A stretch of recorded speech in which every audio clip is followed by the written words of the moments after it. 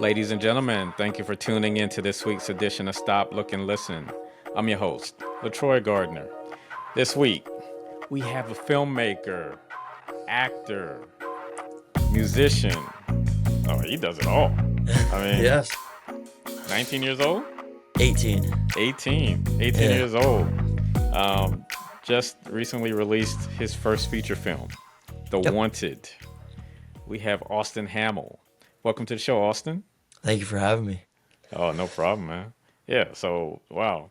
Just tell us about your journey, man. Like you said, 18 years old, grew up in Vermont, Yep. just released your first film. How did you get started? When did you fall in love with filmmaking? I fell in love with filmmaking the moment I watched Batman the Dark Knight when I was 5 years old. That's my favorite movie of all time. And I watched Heath Ledger's my idol, like his performance in that film and the way he was able to be this sweet guy in real life than the sadistic character in storytelling was like at 5 years old I was amazed by that concept of what filmmaking is, being able to be someone you're not. So from that point on, I wanted to make movies. I didn't even think about it as a career. I didn't even know what a job was when I started filmmaking. At 10 years old was when I made my first short film. It was really stupid. It was like a Michael Myers film where I was 4 feet chasing my little brother in our house. But from that point on, from 10 to 18, I've just grown every single film, gotten better every single film, and have gotten to the point now where my movies can be feature films and can be shown in theaters, and it's a big deal for me. Okay. Well, just talk about those steps that you've taken, Yeah, from that first short film at 10 years old until The Wanted, yeah. released a couple months ago, how you've gradually um, implemented new tools to your tool belt and continue to manifest your skills. Yeah, the way I was able to do this was I didn't have the goal of trying to make every film be the best thing I could create. I had the goal of having my next film be better than my previous film. If that was a story wise or editing wise or production wise, I always found one thing that I wanted my next film to be better than my last film. And with that, over time, the growth got better because I kept improving from my last and from my last. At 16, I made my first feature film, which is feature is 45 minutes and above. Um, and I didn't like it. So I tried to try it again. I didn't like it. I tried again. And then I did like it. And so it's a lot of trial and finding what works and what doesn't work, especially in the beginning of filmmaking, because no amount of schooling and no amount of people telling you can help you make a movie. That is experience. You just have to grow as a filmmaker to make a good movie. And it took me 8 years till I finally, got one where it's, in theater and people know about it. So, like, I've interviewed several filmmakers, and a lot of times their biggest struggle is knowing when to just finally stop trying to make edits and, go back to the drawing board and just be like, you know what, this is good enough. Let's roll with this. Did you have that dilemma as well? I honestly, I had such a clear vision of what I wanted my film to be like from when I started writing that when I got into the editing process, the only couple things I had to change were there were a lot of stuff I had to take out. I thought like in the vision, it looked good in the on paper, it looked good, but then when I had it on my computer watching it, it didn't look good. So there were a lot of like story elements that I took out of the film because it didn't work for me visually. Than it did when it was just on a piece of paper. And if it's not going to work for me, it's not going to work for the audience. That's a tip for any filmmakers. Is if you don't feel comfortable, or confident in what you've created, then the audience isn't either. So really, in the editing process, it was just there were a couple scenes I had to get rid of. Like, such as? There was a scene where my dad, the truck scene where you first meet the cop. He's in the film. He's listening to a like a punk rock dad song from the 80s. The original song he was listening to was "Lover You Should Have Come Over" by Jeff Buckley, and he was like sad, and I like didn't like that. I like the energetic style. So I have like the original clip where he's like singing the song and then he gets the 911 call and he goes to the house, but I decided to take that out and replace it with a more energetic song to uplift what had just the audience just witnessed of the exorcist getting shot. Okay. So like growing up in Vermont, what was the creative scene like for you growing up? Like how did that environment shape your perspective of filmmaking? Yeah, Vermont is a tricky place for film. It's not really known for film. It's known for its nature and its stuff. So uh, Vermont doesn't have a lot of films out here. So I met there's an actor that lives in the same city, small town as I do, and I saw him on like these big shows like House of Cards and Mr. Robot, and like he was like in a pretty significant role. And I thought if someone like that can who lives in the same city as me, I can do this as well. There's no boundaries. So uh, I started creating movies just in Vermont to show that you don't need a big city, you don't need a big camera, you just need your creative storytelling and your phone. That's what I started with, to tell these stories, and people will watch them. Um so like not having those resources Yeah, that places like New York, Atlanta, LA, yeah, have Chicago have in abundance. Like, and you said Vermont is pretty much known for its nature. yeah. Um, how how did you just go about making sure that you know what, even though I'm working with limited resources, I can still put out a product that will look and kind of go toe to toe with anything that's put out in these major cities.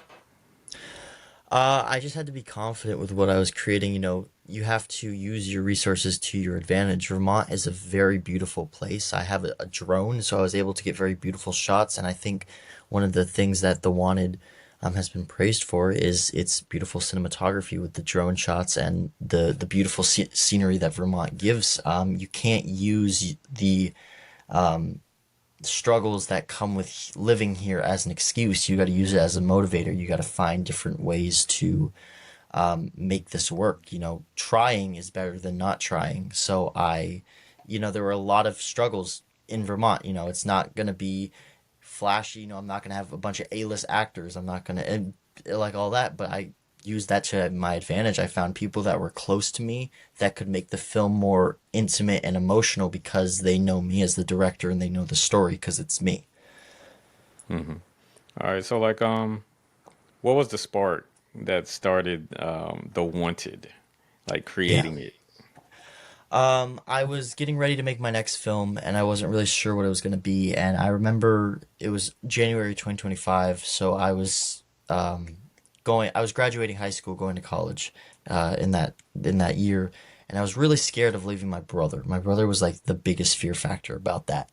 And so I wanted to make a movie about that, and I wanted it to be about my character is afraid of leaving his younger brother. So I had my actual brother play that character. So the on-screen siblings are siblings in real life, which added more to the emotion of the story. And so it just kept growing. At first, I wanted it to be about this paranormal thing where they get where it's like they're stuck in a ghost thing and they have to run away from this ghost. And I was like, it would be cooler if like something happens because of a paranormal thing and they get accused of it, so they have to run away. And that's where I got the idea of them getting accused of a murder, but it's a paranormal aspect, and then they run away as the cop tries to hunt them down. And it just kept growing and growing. There's no really like I don't think there was ever a time where I just knew it was going to be about these two boys running away from murder. It just kept growing. It started as something, and then I slowly put the pieces together, and then it was there. Yeah, I mean, it definitely was, in my opinion, a tale of brotherly love and am I my brother's keeper? Like especially Yeah, towards the end when you all are in the woods and people from back home are coming to capture you yeah. and all of that. So like, how do you compare and contrast the relationships between Owen and Ethan and Austin and Jackson? Yeah, I think the big thing is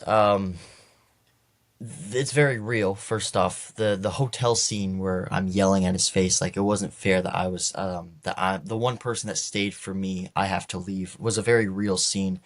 But I think the big difference was the situation they were in.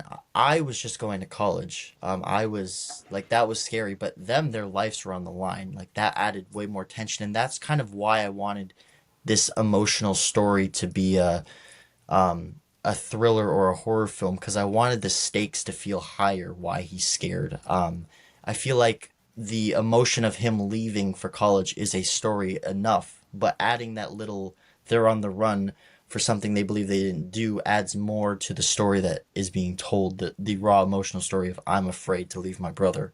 I can't let anything happen to him while we're on the run because I can't lose him. And that was the story being told, because by the end, my character doesn't lose Jackson. Jackson loses me. And that was the big story of sometimes, no matter what we do, we can be the person that leaves and hurts the other person. Yeah, I saw a lot of myself and my little brother in Yeah. your story, but it's always different dynamics because, like you were saying, I think when I left for college, I was primarily just trying to survive, whereas my brother was my parents were relocating from South Carolina to Alabama, so he was having to adjust. So it was almost like we were going through the same situation, trying to adjust to new environments at the same time without each other. And Hmm. I love just the way that you two were like joined at the hip, and you were making sure your brother was good. Yeah. 100%. I always the main thing was I didn't know as myself how I was supposed to live without him, because I've grown up with him. He was born when I was 5, so my whole childhood was with him, and he was by my side through my whole life, and we've been making movies since I was 10 and he was 5 years old. So I was like, how do I go to this next step without him? Like, it's not fair for me to leave him when he's been here with me this whole time. So that was the story I was trying to tell with this, is it's not fair that I don't want to leave him, but I'm forced to leave him. In the montage of photos at the end with Yes. you and him, like it just kind of drove it home as like it's a love letter to you. Yes, yes, this movie was 100% a tribute to Jackson. And that's where the ending, that the original ending with the montage was not in the script. I did not have that. It was about 2 weeks before we're gonna wrap filming, where I was thinking I need to really let the audience know that this is a tribute to Jackson, that this is my thank you for helping me all these years, and we've gotten to the point where we're gonna be in a movie theater. I couldn't have done it without you. So the montage really, when the camera went black and you hear the hospital sounds, and you think, oh, maybe my character is actually alive and he's recovering, and you see the first picture of me and Jackson, where I meet Jackson for the very first time in the hospital, just adds a secondary emotion, because someone could not know who me and Jackson are and just watch the story, and they're watching Owen and Ethan's journey together as they realize my character is about to die. So it was impactful on a real end and on a story end, as you were seeing me and Jackson's journey together growing up, and you were seeing the end of Owen and Ethan's journey as my character faded away and died. So I mean, reading through the credits, like it wasn't just Jackson; it was a family affair. Like I Yeah, saw Hamels up and down the credits, and yeah. so like how does that feel to just have all of the support from your loved ones as you continue to pursue your dream? Yeah, they're the reason I'm still going with this. They've been so supportive. They have been helping me, my whole family, since I started, and yeah, this whole movie was just a tribute to everyone. It was mainly Jackson, but it was definitely a tribute to my family, as I put them in big roles. My dad being the main villain, which I was really scared about, because he was always the comedic guy, the funny guy. So I was really scared about him being the main antagonist this time around, but he absolutely killed it. And it was just so heartwarming to see to see on screen, in the movie theater, and to see your whole family and your friends were able to do this project and were able to get the amount of people we got to come. So always having that support always pushes me to keep going because they always believe in me and it means the world to me. Dr. Todd McLean provides periodontal and dental implant services in 2 convenient locations. They offer over a decade of experience treating patients, and appointments can even be scheduled in the evenings, weekends, or early mornings. Give them a call in Chapel Hill at 919-537-9774 or in Durham at 919-484-8338 or visit them online at gumsandimplants.org. How does it feel because you're the director and you're directing, your loved ones and your family and your friends? Like, how easy was that for you to coach them? Was that a challenge? Um, I would say it was a challenge for a couple people that didn't act. A lot of my friends, Connor Brogan and Brody McGuire, did like plays and stuff at school, so they had acting experience. So it wasn't very hard to tell them the vision I wanted in their character. But there were Will Clark and Noah Smits, the friends of my character. They had never acted before, so there was some guidance that I had to do with them. One of the big things I had to do was I had to give them a fake script so that they felt confident in their acting ability, and then the moment they arrived to their scene, they weren't doing what they had practiced, so they felt uncomfortable and nervous, which is what I needed for their characters. Their death scene, where Will gets possessed by the doll. He had no idea that was happening. He thought he was going to get killed by someone in that house. He didn't realize he'd be killing his best friend. So it was there. I had to improvise a little and make some adjustments to the newer actors on this scene. My cousin Jennifer Hamill, she was the exorcist. She had never acted before either, and so we had to kind of change some things for what she was going to do that weren't in the script so that it fit her. Um, what do you think The Wanted taught you about yourself? Not just as a filmmaker, but as a person. The Wanted taught me that my dreams can come true because one of my biggest dreams when I was a kid and was to see myself in a movie theater. Every movie I would go to the movies and see, I would just think to myself, one day I'm going to be watching one of my movies on this theater.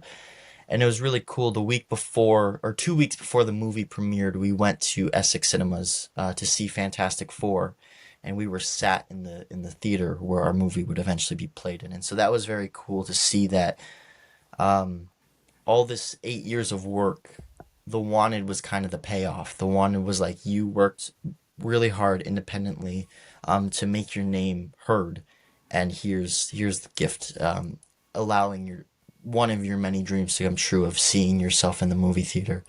Meant the world when we got there and when the movie wrapped and we got a standing ovation. Everyone was clapping. It was a heartwarmer to just know that I did that. Like those 8 years I could have given up and just stopped and just said I don't want to do filmmaking because nothing's happened this 8 years. No one has done anything. No one has seen these. What's the point? And then we got there. Now people watch them. We'll have movies in that theater again, and it's really cool. The Wanted has changed my life in many ways.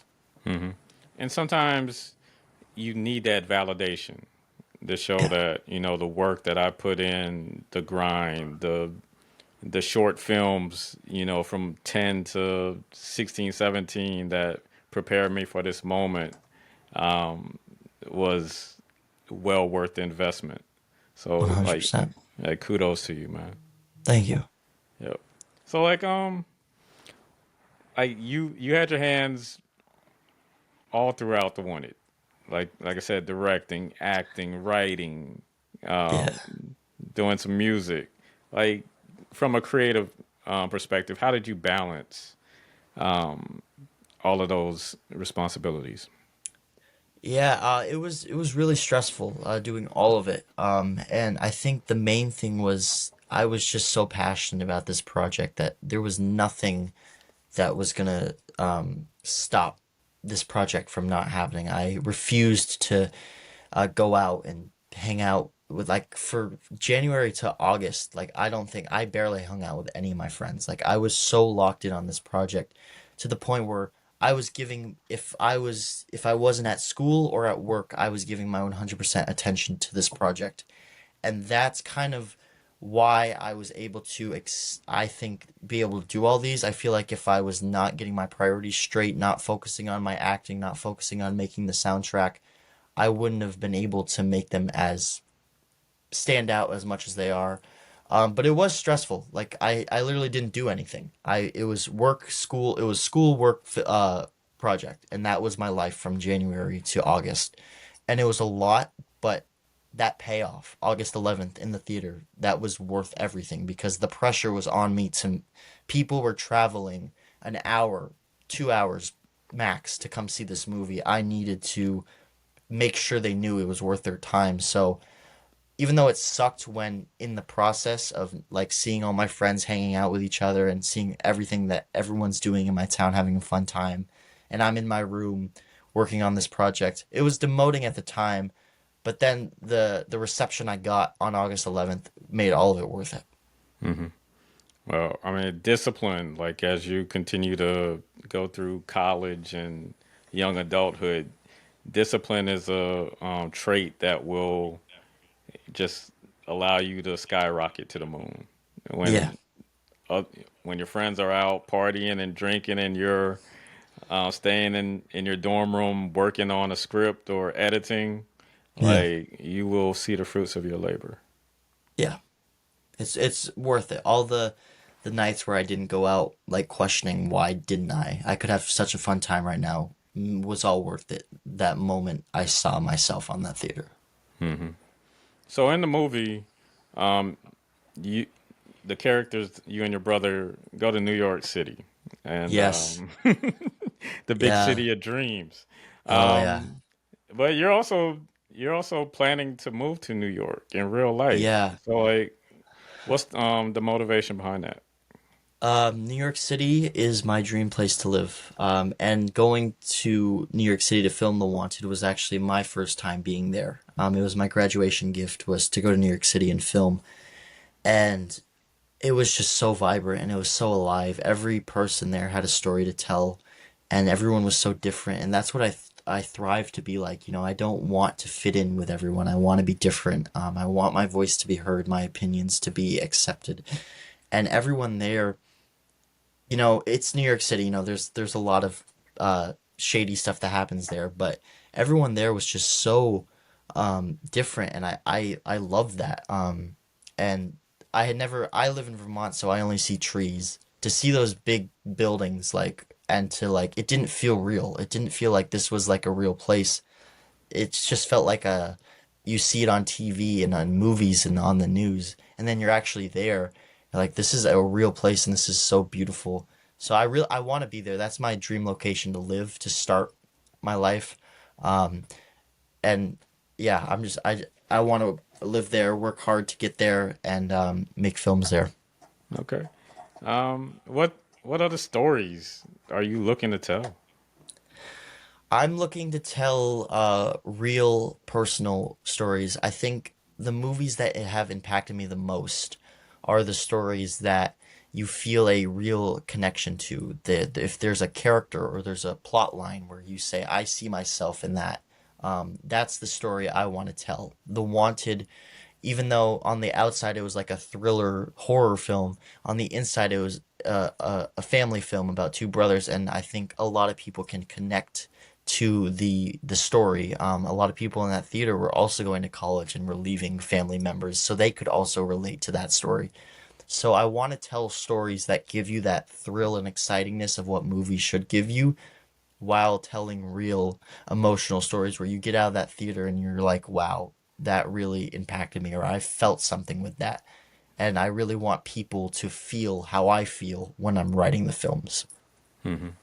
As an independent filmmaker, like just talk about the the hustle of getting your film into theaters. Yeah, it was actually easier than I thought. I it was supposed to be on YouTube, and then I made the announcement that I was making a new movie, and someone said, "When's it coming to theaters?" And I didn't think that it was a possibility. I thought like that theaters remain just for the mainstream movies, and that they wouldn't do those independent things. And so I reached out to them. I said I have a movie.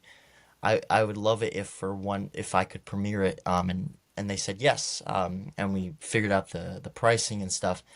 And it was just an email. You know, a lot of times people are just assume that they can't do something because they're not as big as someone else. But I realized in that moment, all I had to do was email them, and then my movie was going to be in their theater.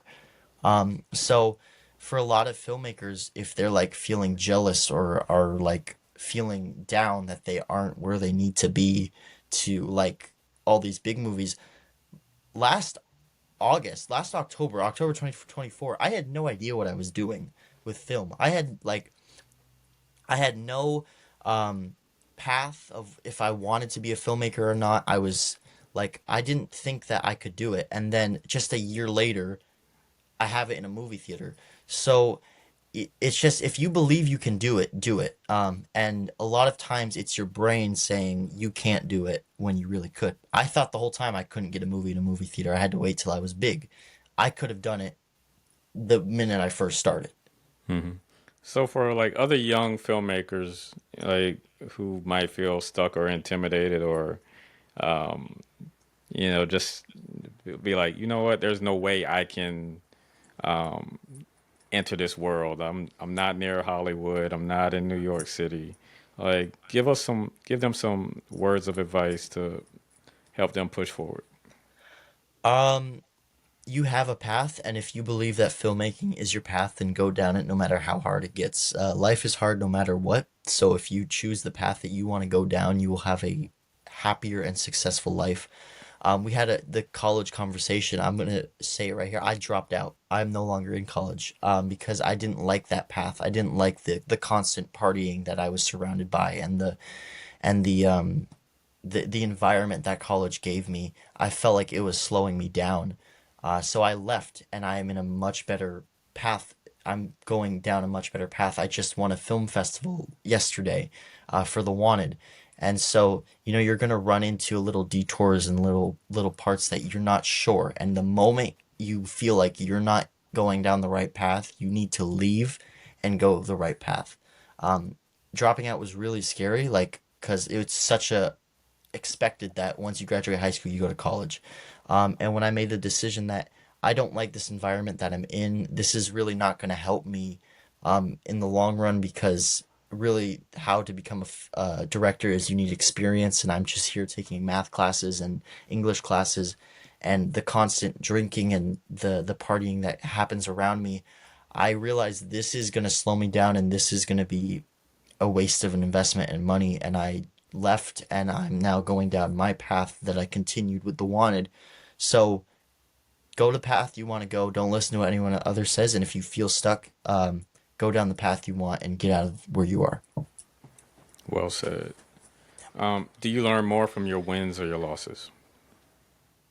My losses, my wins are more feel better because of my losses. I think every time I've lost something, it's a motivator to make better stuff. The Wanted was got so big because of a loss. You know, I was so scared of losing Jackson, and I actually lost someone during the process of making that I was like, this needs to be bigger than anything I ever made. Like I don't use losses as an excuse to stay where I am. I use them as a motivator to get better.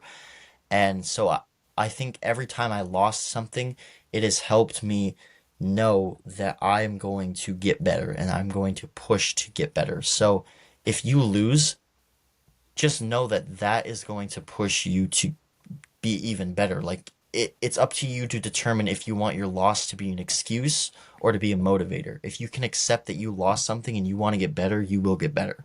But if you want to hide it and just use it as an excuse that this is just my life, you will get worse. So it's a mental thing. You have to push to where you want to when you lose. What's something about you that people would find most surprising? Um, I Surprising, I guess, that I have a very odd path. I wanted to be a filmmaker, but then thought I couldn't do it, so I wanted to be in the military, and then thought I was going to be um, a film critic because I thought, well, if I can't make the movie, I'll gladly judge the movie. I have never had a really straight path in my life, and I think that's what has made me so creative and so verbal with my creative arts is that I now have a path and I'm going down a really great path, and I want people to know that I'm not lucky. I wasn't gifted this. I didn't win anything. I just worked hard to get here. So I guess that I have never really wanted to be in the crowd. I've never wanted to be the average life. I don't want to be a father unless I have made it in my life. I don't want to settle down unless I've made it with my life. That's like the big thing is I want to win in my life first before I start living for someone else's life. Okay. What do you see when you look in a mirror? Ooh, I see someone who has given his heart to everything that he's ever wanted, and he has lost more than he has won, but he has allowed those losses to motivate him to allow those very few wins to feel a lot better than what they could have been if he didn't lose. Okay. All right. Well said. 18 years old, y'all.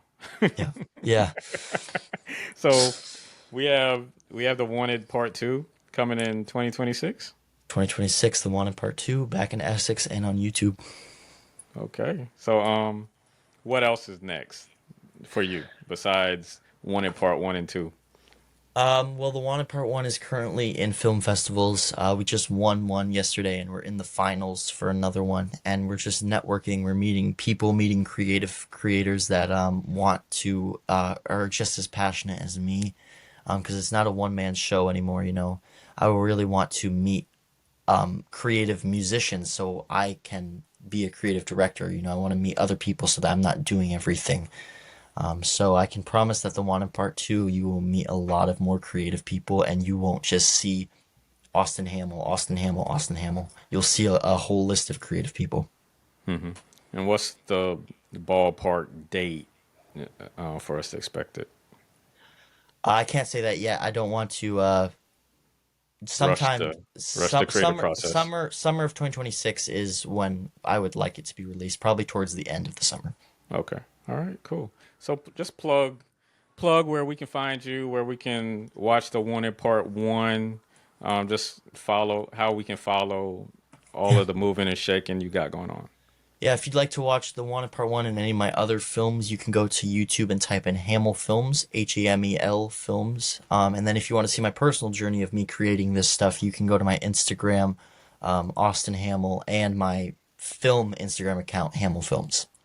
All right. Austin, man, it's been a pleasure.